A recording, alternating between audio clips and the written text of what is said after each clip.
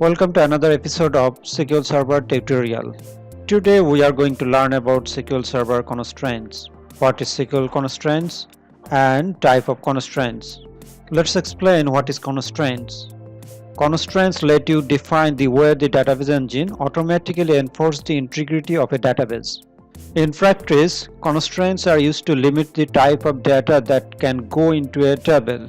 If there is any violation between the constraints and the data action, the action is aborted. Constraints can be column level or table level. There are various types of constraints. Not null ensure that column cannot have a null value. Unique constraints ensures that all values in a column are different. Primary key is a combination of a not null and unique constraint used to uniquely identify each row in a table. Foreign key uniquely identify a row or record in another table.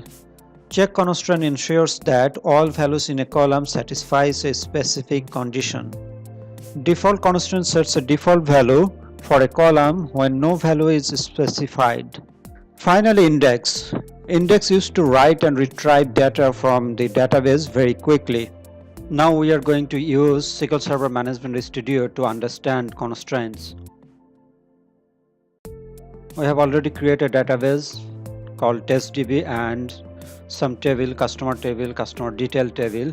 You can set constraint while creating a table. You can also add this later. Let's open the customer detail table in design mode. We can put null constraint in graphical mode. In this column, allow null column. In this table, only customer detail table does not allow null. If we want to ensure that every customer should have a country column should not allow null. We check out this column. Let's see what happened. Sub the table.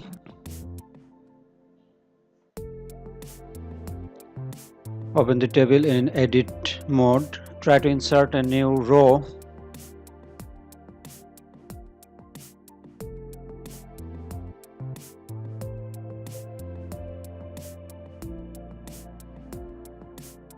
Let's zoom into the error message.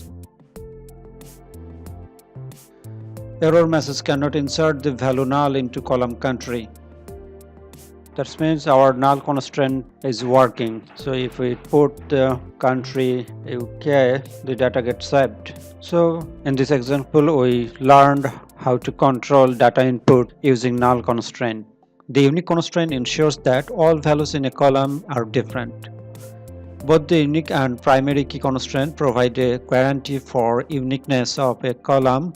A primary key constraint automatically has a unique constraint. However, you can have many unique constraints per table, but only one primary key constraint per table. Please view my SQL Server tutorial part 7 to know more about primary key constraint and foreign key constraint. Let's see how to add a unique constraint in a table using SQL Server Management Studio. Under testDB, right-click on person table, click design, right-click design area, select index and key, click add. We are going to insert unique key on ID column.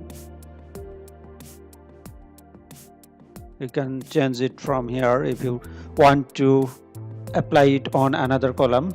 We are going to select ID is unique.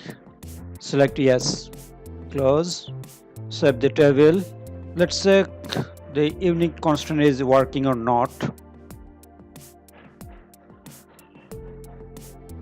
Open the table in edit mode, insert a row, ID is 1, ID 2, it's okay. If you want to make the second row ID is 1, it's throwing a error message. The error message cannot insert duplicate key on row.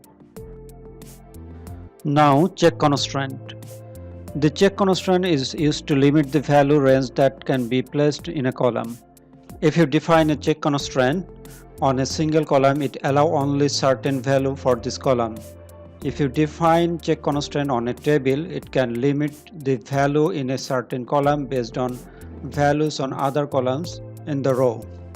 Now we are going to create a table called person and add a check constant on S column so that we can ensure S value must not less than 18 years.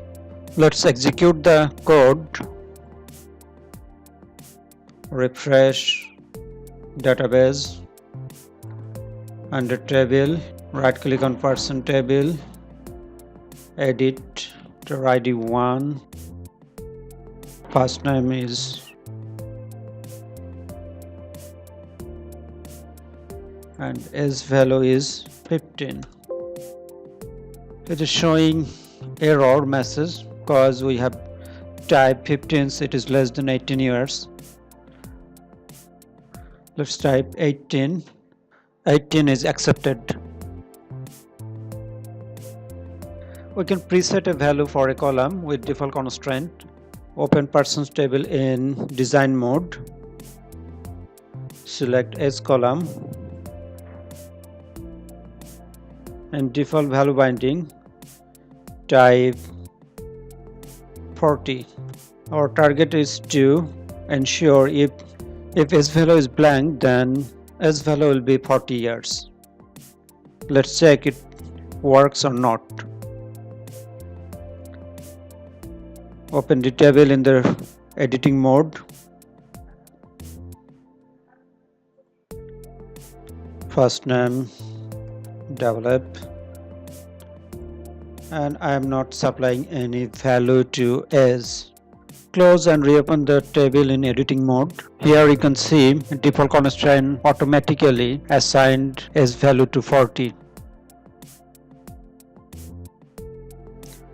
In SQL Server Management Studio, expand any table, right click on index folder, new index, non-clustered index.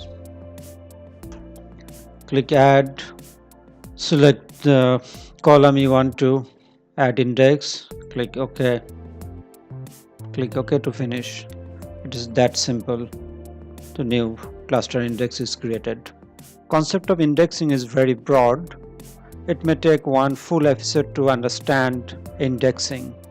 That is all for today. Please subscribe to my channel to stay connected. If you have any query, please post comments.